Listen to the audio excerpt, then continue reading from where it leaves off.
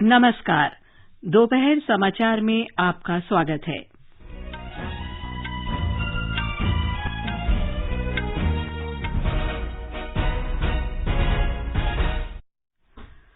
चक्रवात आसानी भीषण चक्रवाती तूफान में बदला। आंध्र प्रदेश, ओडिशा और पश्चिम बंगाल में कल से तेज वर्षा की आशंका। गृह मंत्री अमित शाह ने असम के मनकाछर में भारत बांग्लादेश सीमा का दौरा किया। वे कई विकास परियोजनाओं का उद्घाटन करेंगे। वित्त मंत्री निर्मला सीतारामन ने कहा, जन सुरक्षा योजनाएं सामाजिक सुरक्षा प्रदान कर रही हैं। पिछले 7 वर्ष में बीमा और पेंशन योजनाएं आम आदमी की पहुंच में। विदेश मंत्री डॉक्टर एस जयशंकर ने जमैका की विदेश मंत्री कामिना जे स्मिथ से बातचीत की। न्यायाधीश सुधांशु धूलिया और न्यायाधीश जमशेद बी पारदीवाला ने उच्चतम न्यायालय के न्यायाधीश के रूप में शपथ ली। तेलंगाना में सड़क दुर्घटना में 6 महिलाओं सहित 9 लोगों की मृत्यु, 16 अन्य घायल।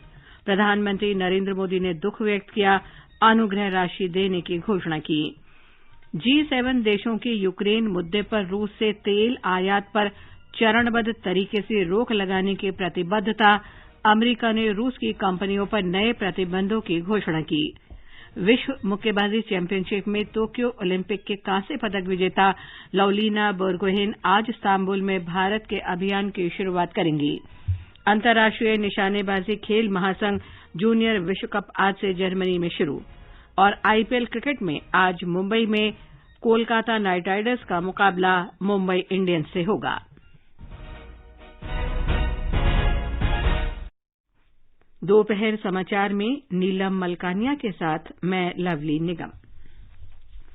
देश के 75वें स्वाधीनता दिवस समारोह के उपलक्ष्य में आजादी का अमृत महोत्सव के अंतर्गत सरकार अनेक गतिविधियों का आयोजन कर रही है।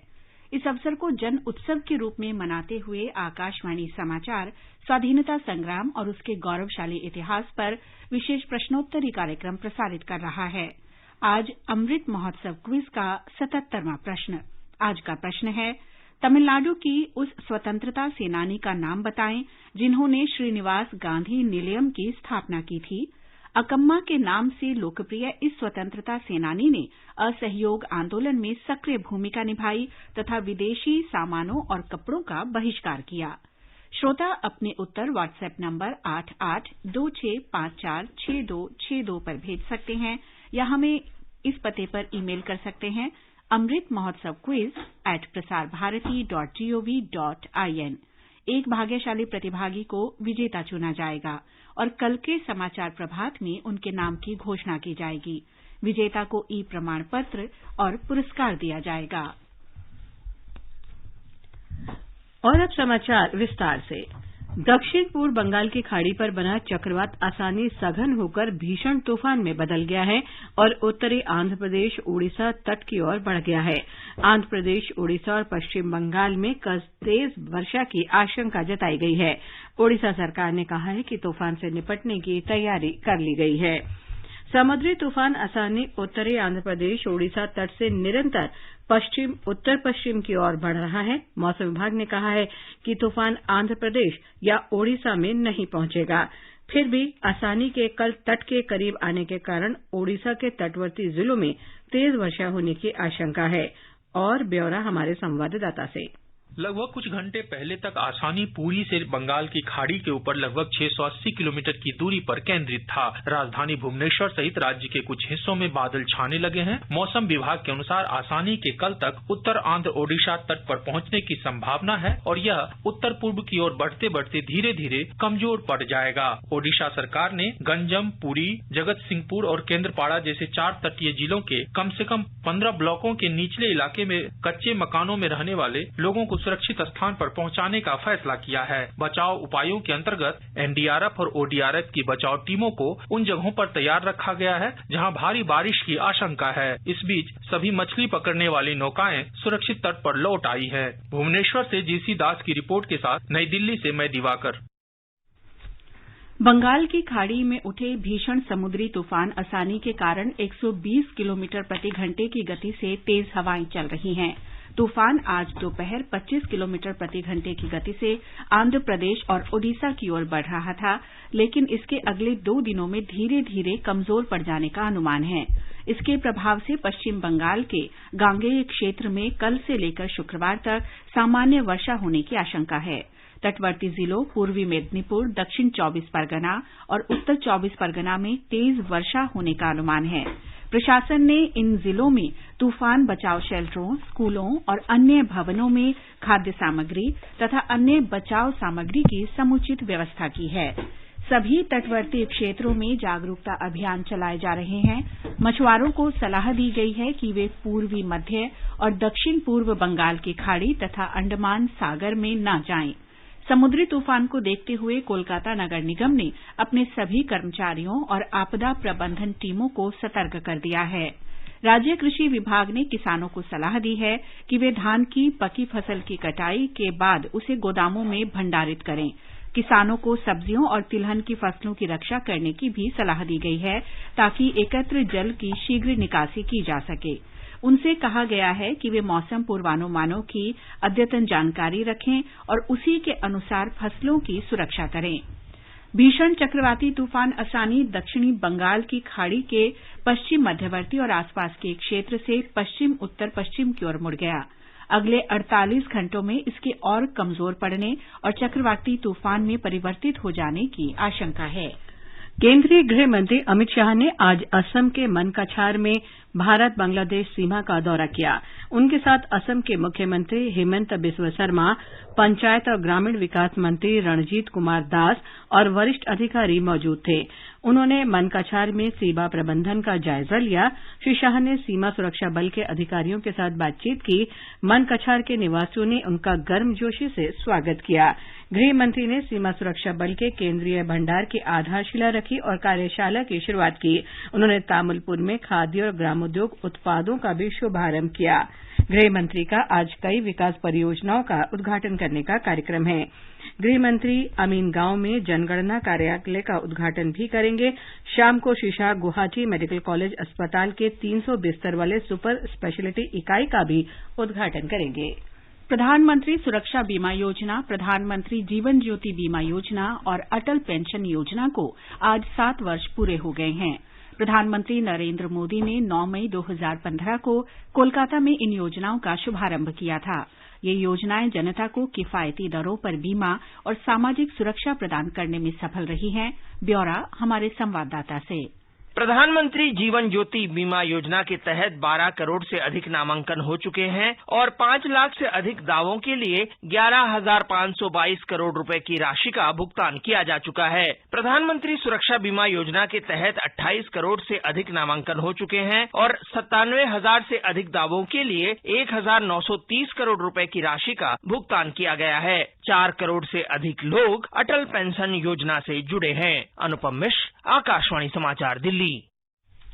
वित्त मंत्री निर्मला सीतारामन ने कहा है कि बीमा और पेंशन की ये तीनों जन सुरक्षा योजनाएं आम आदमी की पहुंच में हैं। उन्होंने कहा कि पिछले 7 वर्षों में बड़ी संख्या में लोगों का इन योजनाओं के लिए पंजीकरण कराना और लाभान्वित होना इनकी सफलता का प्रमाण है।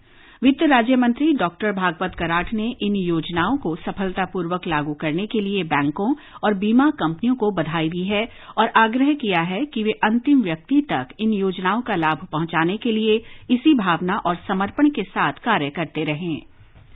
विदेश मंत्री डॉक्टर सुब्रमण्यम जयशंकर ने आज जमैका के विदेश मंत्री कामिना जे स्मिथ से फोन पर बात की। उन्होंने राष्ट्रपति रामनाथ कोविंद की जमैका की ऐतिहासिक यात्रा के बारे में विचार विमर्श किया। डॉक्टर जयशंकर ने राष्ट्रमंडल महासचिव के पद की उम्मीदवारी के बारे में भी उनको जानकारी दी। उन्होंने कहा कि सुश्री कामिना जे स्मिथ की साख और दृष्टिकोण राष्ट्रमंडल के भविष्य के लिए बहुत बेहतर रहेगा।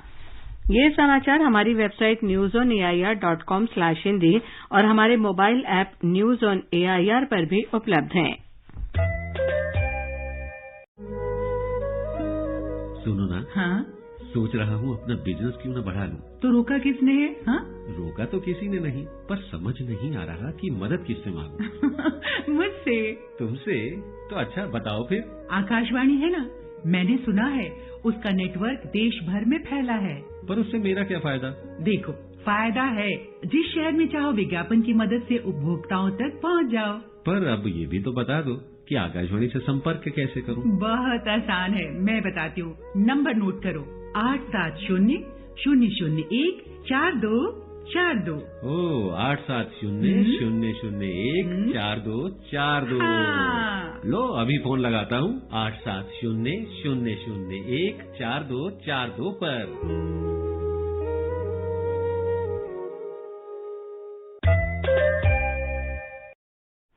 दोपहर समाचार में आपका फिर स्वागत है।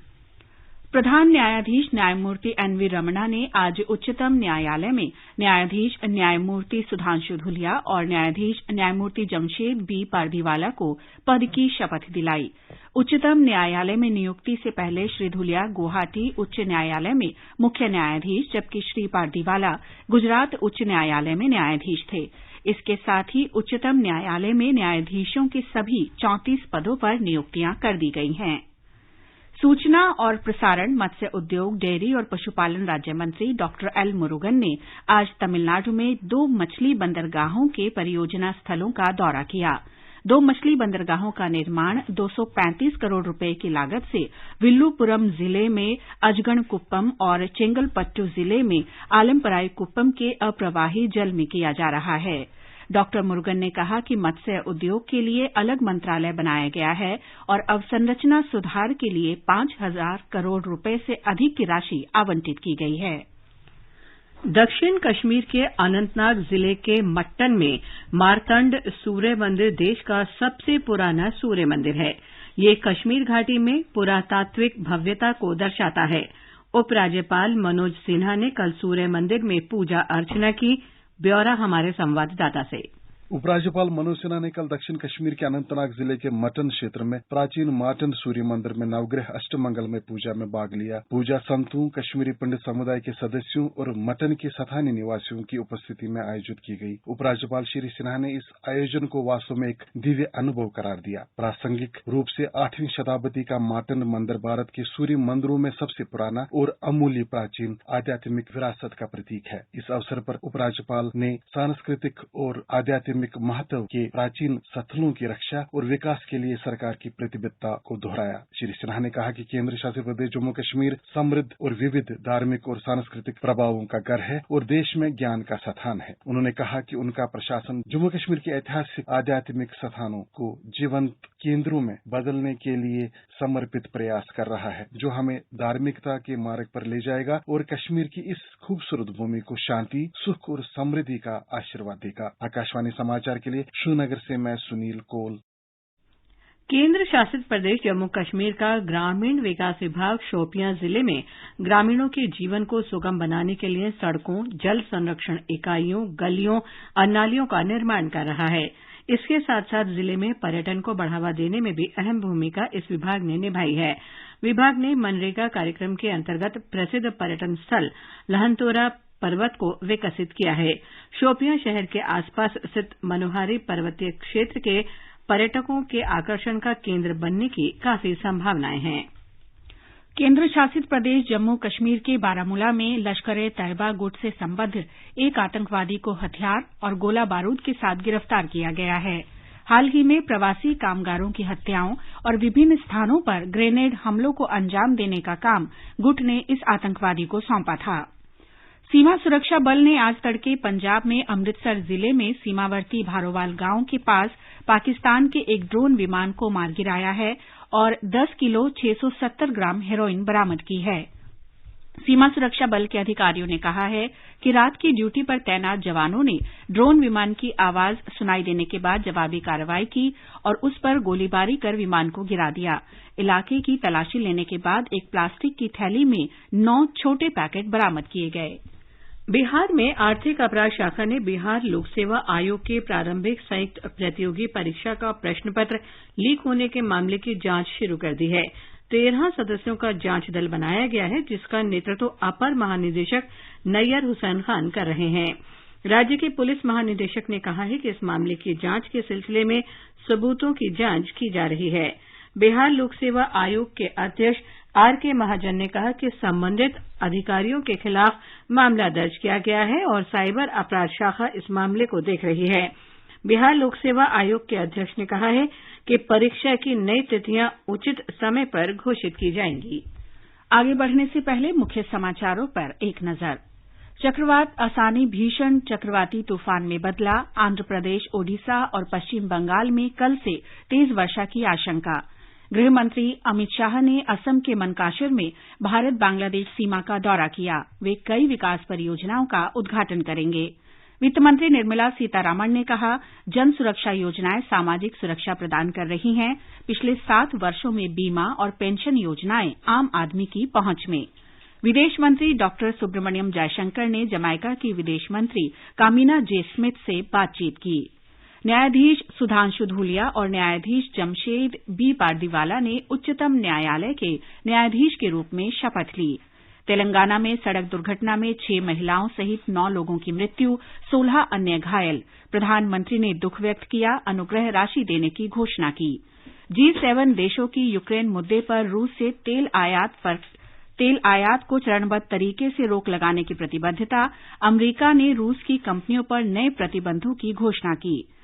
विश्व मुक्केबाजी चैंपियनशिप में टोक्यो ओलंपिक की कांस्य पदक विजेता लवलीना बोरगोहन आज इस्तांबुल में भारत के अभियान की शुरुआत करेंगी। अंतर्राष्ट्रीय निशानेबाजी खेल महासंघ जूनियर विश्व कप आज से जर्मनी में शुरू और आईपीएल क्रिकेट में आज मुंबई में कोलकाता नाइट राइडर्स का मुकाबला मुंबई इंडियंस से होगा। तेलंगाना के कामारेड्डी जिले में 2 वाहनों की टक्कर में 6 महिलाओं सहित 9 लोगों की मौत हो गई और 16 अन्य घायल हो गए। स्थानीय पुलिस के अनुसार येल्लारेड्डी मंडल में हुई दुर्घटना में चालक सहित 2 व्यक्तियों की मौके पर ही मौत हो गई, जबकि 3 की अस्पताल ले जाते समय मौत हुई। इलाज के दौरान निजामाबाद जिला अस्पताल और बांसवाड़ा अस्पताल में 2-2 लोगों की मौत हुई। प्रधानमंत्री नरेंद्र मोदी ने मृतकों के प्रति दुख व्यक्त करते हुए शोक संतप्त परिवारों के प्रति संवेदना व्यक्त की है। उन्होंने प्रधानमंत्री राष्ट्रीय राहत कोष से मृतकों के परिजनों को 2-2 लाख रुपए और घायलों को 50-50 हजार रुपए देने की घोषणा की है।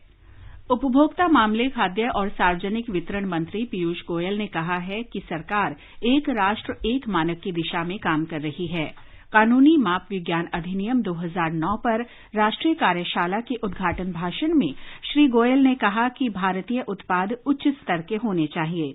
उन्होंने कहा कि ये सुनिश्चित करना सरकार की जिम्मेदारी है कि उपभोक्ताओं के हितों से समझौता न किया जाए। उत्तराखंड में भारतीय जनता पार्टी उम्मीदवार और मुख्यमंत्री पुष्कर सिंह धामी ने आज चंपावत विधानसभा उपचुनाव के लिए नामांकन भरा। कांग्रेस उम्मीदवार निर्मला गहतोड़ी 11 मई को नामांकन दाखिल करेंगी। 31 मई को मतदान होगा और 3 जून को वोटों की गिनती की जाएगी। कांग्रेस कार्य समिति की बैठक नई दिल्ली में हो रही है, जिसमें 6 समितियां गठित करने के प्रस्ताव को अंतिम रूप दिए जाने की संभावना है। पिछले महीने देश में राजनीतिक और आर्थिक स्थिति पर विचार के लिए समितियां गठित की गई हैं। पार्टी 13 मई को उदयपुर में आयोजित होने वाले 3 दिवसीय चिंतन शिविर के लिए कार्यसूची तैयार कर रही है। देश में अब तक 190 करोड़ 34 लाख से अधिक कोविड रोधी टीके लगाए जा चुके हैं। स्वास्थ्य मंत्रालय ने बताया है कि कल 13,50,000 से अधिक टीके लगाए गए। स्वस्थ होने की दर 98.74% है। पिछले 24 घंटे के दौरान 3,410 लोग संक्रमण मुक्त हुए।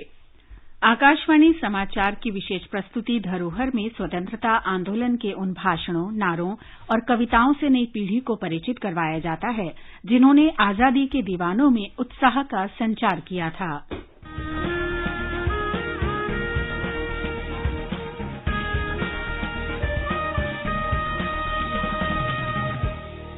आजादी के आंदोलन के खजाने में ऐसे ढेरों शब्द जिन्होंने बदल दिए इतिहास। तारीख बदलने वाले लफ्जों पर आकाशवाणी समाचार प्रसारित कर रहा है विशेष कार्यक्रम धरोहर, हर सोमवार।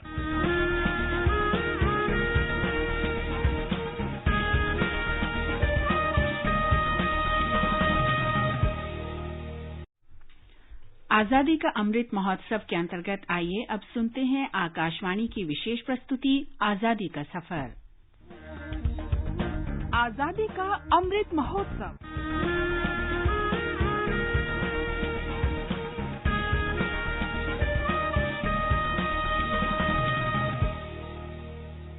आजादी का सफर आकाशवाणी के संग। भारत का शानदार स्वाधीनता संघर्ष आधुनिक विश्व के महानतम संघर्षों में से एक है। आकाशवाणी से हम आपके लिए प्रतिदिन ला रहे हैं इस शानदार संघर्ष की एक झलक।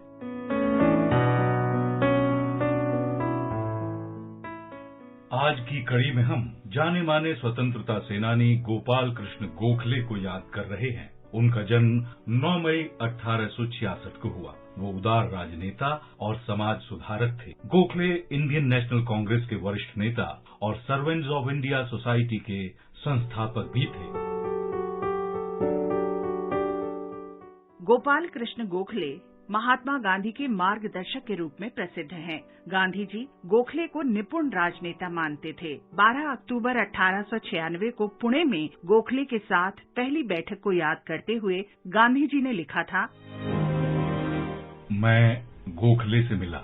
वो मुझे फर्ग्यूसन कॉलेज के मैदान में नजर आए। गोपाल कृष्ण गोखले ने प्यार से मेरा स्वागत किया। उनके बर्ताव ने फौरन मेरा हृदय जीत लिया। उनके साथ वो मेरी पहली बैठक थी। तब भी यूं लगा जैसे हम कोई पुराने मित्र हैं। सरफिरोज शाह तो मेरे लिए हिमालय के जैसे थे, लोकमान्य सागर की तरह थे, लेकिन गोखले तो गंगा की तरह थे। कोई भी उस ताजगी भरी गंगा में स्नान कर सकता था। हिमालय तो अलंघ्य था और सागर को कोई आसानी से लांघ नहीं सकता, लेकिन गंगा वो तो आपको गले लगाने के लिए आमंत्रित करती है। नाव और चप्पू के संग गंगा में जाना बहुत आनंददायक है। गोखले ने बारीकी से मुझे परखा, जैसे विद्यालय का शिक्षक प्रवेश लेने वाले उम्मीदवार को परखता है। उन्होंने मुझे बताया कि किससे मिलना है और उनसे कैसे मिलना है। उन्होंने मुझे भाषण देने को कहा और आश्वासन दिया कि वो हमेशा मेरे लिए उपलब्ध रहेंगे। मैं उल्लास के साथ विदा हुआ। राजनीतिक परिप्रेक्ष्य में गोखले ने जिंदगी भर मेरे हृदय में जो स्थान बनाया वो आज भी है और अत्यंत विशिष्ट है। 19 फरवरी 1915 को गोपाल कृष्ण गोखले का निधन हो गया। इस महान राष्ट्रवादी नेता को हमारा शत शत नमन।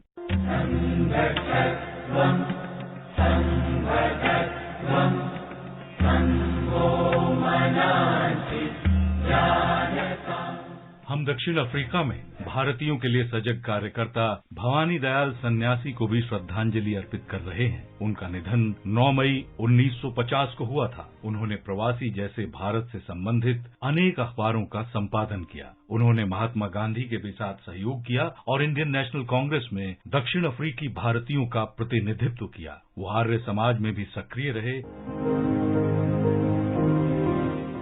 भवानी दयाल ऐसे परिवार से संबंधित थे जो बंधुआ मजदूर के रूप में बिहार के आरा जिले से दक्षिण अफ्रीका चला गया था। उनके पिता बाबू जयराम सिंह और मां मोहिनी देवी 1884 में स्वतंत्र नागरिक बने और जोहानिसबर्ग में बस गए। वहां भवानी दयाल का जन्म हुआ। दयाल ने 1913 में प्रतिरोध आंदोलन में गांधी जी के साथ सहयोग किया। उन्होंने 1919 में इंडियन नेशनल कांग्रेस के अमृतसर अधिवेशन में दक्षिण अफ्रीकी भारतीय समुदाय का प्रतिनिधित्व किया।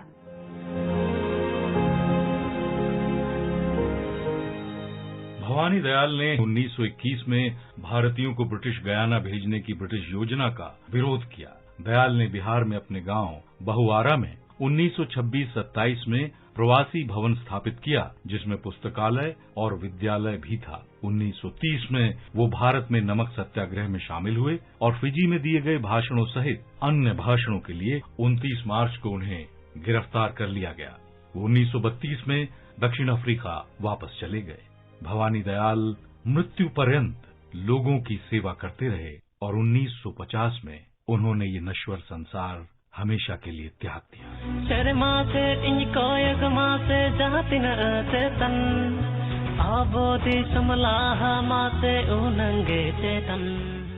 आज हम स्वतंत्रता सेनानी नारायण मुर्मू, बाजू मुर्मू और बैद्यनाथ टूडू का भी स्मरण कर रहे हैं। उन्हें भारत छोड़ो आंदोलन में भाग लेने के कारण 9 मई 1943 को गिरफ्तार किया गया था। वे तीनों झारखंड के संथाल परगना के डुमरिया गांव के निवासी थे। उन्होंने लाठी प्रहार आंदोलन में भी भाग लिया। नजरबंदी के दौरान इन तीनों का निधन हो गया। भारत के इन महान सपूतों नारायण मुर्मू, बाजू मुर्मू और बैद्यनाथ टुडू को हमारा शत शत नमन।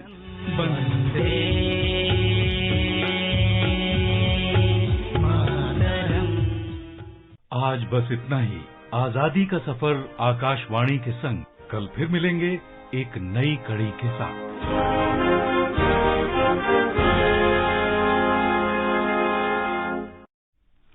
ये समाचार आकाशवाणी से प्रसारित किए जा रहे हैं। ताजा समाचार जानने के लिए आप हमारे Twitter handle @AIR News Hindi को फॉलो कर सकते हैं।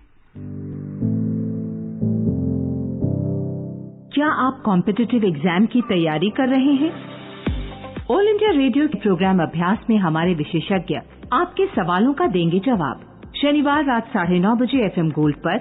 इस बार का विषय है इंडियन हिस्ट्री। प्रश्न भेजने की अंतिम तारीख है 11 मई।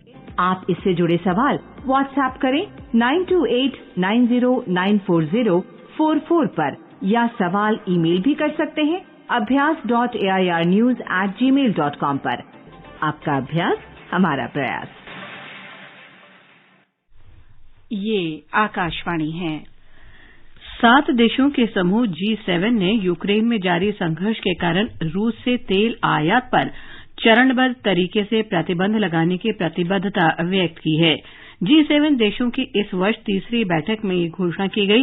कल वीडियो कॉन्फ्रेंस के माध्यम से इस बैठक में यूक्रेन के राष्ट्रपति व्लादिमीर ज़ेलेंस्की भी शामिल हुए। रूस यूक्रेन संघर्ष, यूक्रेन को समर्थन और रूस के खिलाफ ऊर्जा सहित अतिरिक्त प्रतिबंध लगाने पर चर्चा के लिए ये बैठक बुलाई गई थी। अमेरिका ने रूस की मीडिया, वित्तीय संस्थान और कुछ कंपनियों के विरुद्ध नए प्रतिबंधों की घोषणा की है। व्हाइट हाउस के बयान में कहा गया है कि रूस के 3 प्रमुख टेलीविजन स्टेशन पर प्रतिबंध लगाए जाएंगे और रूस की कंपनियों को अमेरिकी फर्मों से अब किसी तरह का परामर्श और लेखा सेवाएं नहीं मिलेंगी। इस्तांबुल में आज से शुरू हो रही 20वीं महिला विश्व मुक्केबाजी चैंपियनशिप में लवलीना बोरगोहेन भारतीय अभियान की शुरुआत करेंगी। टोक्यो ओलंपिक्स में कांस्य पदक जीतने वाली लवलीना 70 किलो भार वर्ग में पूर्व विश्व चैंपियन ताइवान की चेन निनचिन से मुकाबला करेंगी। जूनियर निशानेबाजी विश्व कप आज से जर्मनी में शुरू हो रहा है। स्टार निशानेबाज मनु भाकर और सौरभ चौधरी भारतीय दल का प्रतिनिधित्व कर रहे हैं। भारतीय राष्ट्रीय राइफल संघ ने जूनियर विश्व कप के लिए 51 निशानेबाजों का चयन किया है। थाईलैंड में थॉमस कप बैडमिंटन प्रतियोगिता में भारत के किदाम्बी श्रीकांत ने कनाडा के ब्रायन यिंग को हराकर कनाडा पर 1-0 की बढ़त हासिल कर ली है। आईपीएल क्रिकेट में आज कोलकाता नाइट राइडर्स का मुकाबला मुंबई इंडियंस से होगा। मैच डीवाई पाटिल स्टेडियम में शाम 7:30 बजे से खेला जाएगा। और अब मौसम। राष्ट्रीय राजधानी क्षेत्र दिल्ली और मुंबई में मौसम साफ रहेगा। चेन्नई में बादलों के साथ बारिश की संभावना भी बन रही है। कोलकाता में आमतौर पर बादल छाए रहने का अनुमान है। श्रीनगर, जम्मू, लेह, गिलगित और मुजफ्फराबाद में मौसम साफ रहेगा। बुलेटिन समाप्त होने से पहले अमृत महोत्सव क्विज का आज का प्रश्न फिर सुन लीजिए। तमिलनाडु की उस स्वतंत्रता सेनानी का नाम बताएं जिन्होंने श्रीनिवास गांधी निलयम की स्थापना की थी। अकम्मा के नाम से लोकप्रिय इस स्वतंत्रता सेनानी ने असहयोग आंदोलन में सक्रिय भूमिका निभाई तथा विदेशी सामानों और कपड़ों का बहिष्कार किया। अंत में मुख्य समाचार एक बार फिर। चक्रवात आसानी भीषण चक्रवाती तूफान में बदला। आंध्र प्रदेश, ओडिशा और पश्चिम बंगाल में कल से तेज वर्षा की आशंका। गृहमंत्री अमित शाह ने असम के मनकाछार में भारत बांग्लादेश सीमा का दौरा किया। वे कई विकास परियोजनाओं का उद्घाटन करेंगे। वित्त मंत्री निर्मला सीतारामन ने कहा, जन सुरक्षा योजनाएं सामाजिक सुरक्षा प्रदान कर रही हैं। पिछले 7 वर्ष में बीमा और पेंशन योजनाएं आम आदमी की पहुंच में। विदेश मंत्री डॉक्टर एस जयशंकर ने जमैका के विदेश मंत्री कामिना जे स्मिथ से बातचीत की। न्यायाधीश सुधांशु धूलिया और न्यायाधीश जमशेद बी पारदीवाल ने उच्चतम न्यायालय के न्यायाधीश के रूप में शपथ ली।